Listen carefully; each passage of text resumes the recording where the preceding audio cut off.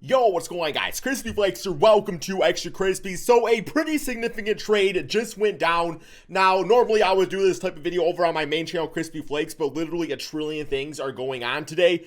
And I've already posted 2 videos over there, man. So this is going on the second channel, Extra Crispy. Yes, so according to Woj, if Woj says it, man, it means it's true. Breaking. Memphis is finalizing a trade to send Jonas Valanciunas and the number 17 pick and the number 51st pick to New Orleans for Steven Adams, Eric Bledsoe, 2021 number 10 and 40, and protected 2022 first round pick via the Lakers, sources tell ESPN, man. So yes, straight up, I guess like the big names moving in this trade, besides the picks. I mean, the picks are pretty damn significant, right? But okay, man, so I have it on another screen over here that breaks it down a bit better. So yes, Memphis, Steven Adams, Eric Bledsoe, number 10, number 40. New Orleans, Jonas, number 17, number 51. So basically, the New Orleans Hornets getting Jonas Valanciunas. And straight up, man, like, he is a good, solid center. We're actually going to go over here and pull up Fanspo. And we're going to go ahead and put this trade into the little trade proposal thing right here, man, so that we can kind of break it down a bit better and do all that good stuff. Let me go ahead and use that Flight Reacts editing skills real quick here and get this all pulled up. Yeah, man, like my first initial thoughts, I'm just kind of like, I still don't know if Valanciunas is like the right center to play with Zion, but I do think he's a better choice than Steven Adams, all things considered. But, yeah, so let's pull up the Memphis Grizzlies, and let's pull up the Pelicans. I am not even really going to even throw the picks in this because it gets really confusing. So, yeah, Valanciunas going over to the Pelicans, and then we got Eric Bledsoe going to the Grizzlies, and Steven Adams over there. Okay, man, so just looking at it like this, let's go ahead and try the trade. And it's successful, obviously speaking, man. And it's got the Grizzlies going +1 win. It's got the Pelicans going -1 win. So, yes, as you guys are kind of like seeing right here, first and foremost, man, like, Jonas Valanciunas is listed as a post scorer. In my opinion, man, like, that's not good for playing next to Zion. Let's go ahead and kind of take a deeper look over at Jonas Valanciunas. And I guess we will go to, I'm still learning this website here, man. Yeah, let's go down to the Grizzlies. That's what technically was on in this case. And we're going to pull up Jonas Valanciunas. So about $15 million contract per season, 3-year deal going through 2021-2022 NBA season. Pulling up his player profile real quick here. I don't know if it's going to show like his, yeah, I guess we can see all his stats broken down. So this previous NBA season, he did shoot about 35% from 3, career 20% 3-point shooter. So, obviously he's adding this element to his game. He's been around 35%. Well, I guess he's 27%, 30%, 40% the season before. Off of about 74 attempts, took a break from threes for a bit, got back with it, but then again, he had some injury issues too, so obviously that's going to affect the 3-point shot. So yeah, I mean, he can knock it down, which is good, I guess, in the sense playing with Zion, because Steven Adams was just not shooting threes whatsoever. And yeah, man, so I guess I'm okay with that. I still want to see more of like a Miles Turner or somebody like that on this team, but regardless, on the season, 17 points, 13 rebounds, still a really solid player. But then, like, financially speaking, they free up, I think, a little bit of salary cap because Jonas was on roughly the same type of contract as Steven Adams. Let's go pull up the Pelicans real quick here. And, yeah, man, looking at the Pelicans, you got about $28 million to Steven Adams. Eric Bledsoe at about $17 million. So shedding a lot of cap space right there if you're the Pelicans, which is good. I mean, they might go back and try to get somebody like Alonzo Ball on their team or somebody along those lines, right, man?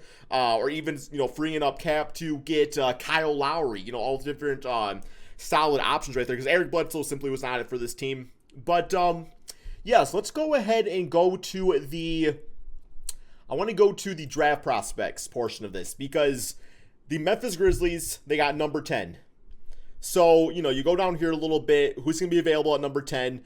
You got the Jalen Johnson guy right here, man, who can be a really solid, potentially good player, but he's probably a few seasons away.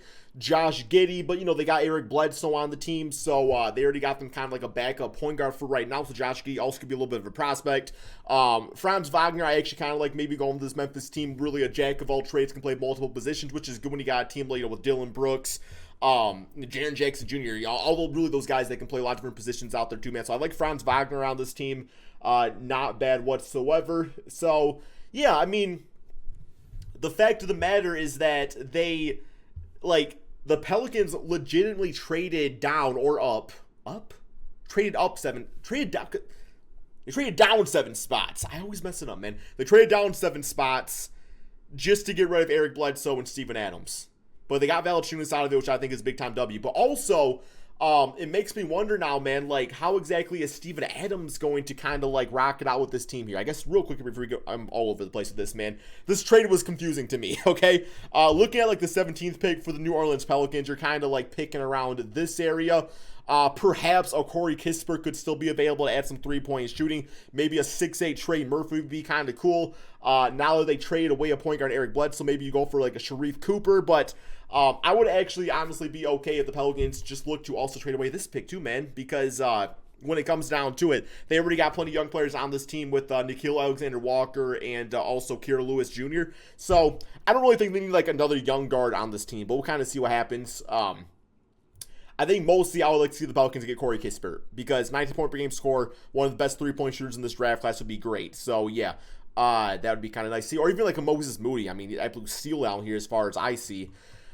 Oh, man. So, I guess next up, let's go and check out Steven Adams and Eric Bledsoe. See what exactly they can bring for the Memphis Grizzlies team.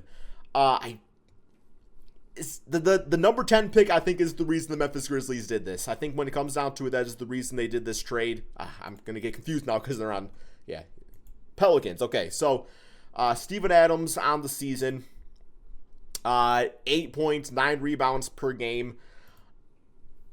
I feel like he is not really, like, needed on this team. You know, like, they already got Jaren Jackson, who I think is more of a center. And this just kind of, like, limits what this team can do offensively if Steven Adams is starting on this team, man. I don't know if I like him as a starter. But also could be a guy that gets traded later on, man. So who really knows? I mean, his contract is not the greatest. He's in the third year of his contract. But, no, I'm sorry. No, he's not. He's got 2 years left on it. Steven Adams is fine. I personally want to see Steven Adams on a team like, I was thinking like the Boston Celtics would be good. You know, a team like that. But the Grizzlies, I just don't know if it makes total sense. And Eric Bledsoe, you would have to assume that Eric Bledsoe is a backup point guard for this team. But even with that, I don't really know how he helps the Grizzlies in particular because I do not like the idea of Eric Bledsoe playing in the backcourt ever with Ja Morant. I just do not like that. I do not think that's a good fit. The same reason that I thought Eric Bledsoe Lonzo Ball was a bad fit. It just doesn't really work, man. It just doesn't really work. But he does have that grit and grind defense to him, man. You know, if I had my bet on it, I thought that Eric Bledsoe and Steven Adams were going to get packaged to the Boston Celtics. I feel like that's a team that could have used both these guys, and it very well could still happen, man. I don't really know exactly what's going to go on. It's the beginning of the NBA offseason, obviously, so this could be one of many dominoes falling down. But, yeah, guys, give me your thoughts about this in the comment section below. That's all we got. Thank you all so much for watching, and peace out, my friends.